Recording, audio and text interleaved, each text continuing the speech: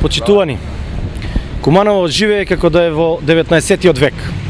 Најодговорен за тоа е Зоран Дамјановски, кој што веќе е 8 година градоначалник на општина Куманово и за 8 години не успеа да го реши проблемот со вода за пиење. Колку и да имаше проблеми општината, за 8 години можеше да се реши се. Зоран Дамјановски беше градоначалник кога беше на власт и СДСМ и кога е ВМРО ДПМН е на власт. Не е проблемот во сегашната влада, проблемот е во Зоран Дамјановски. Во неговиот мандат ЈП Водовод се затрпа во милионски долгови.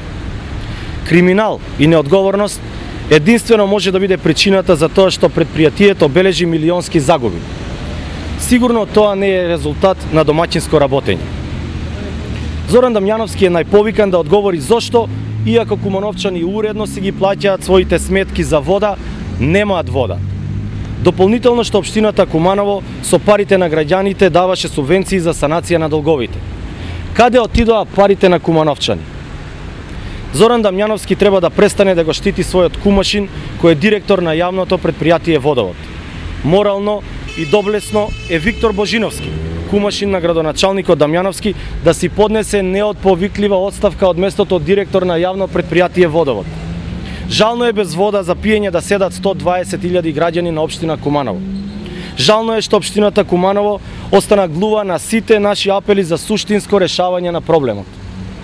Она што ние можеме како советничка група да го направиме е лично да се увериме во тоа кои делови на Куманово остануваат без вода за пиење и непосредно да се запознаеме со барањата на граѓаните. Затоа сите советници на ВМРО ДПМН од Куманово наредниот период ќе остварат посета на урбаните заедници во Куманово и ќе остваруваат интензивен контакт со граѓаните.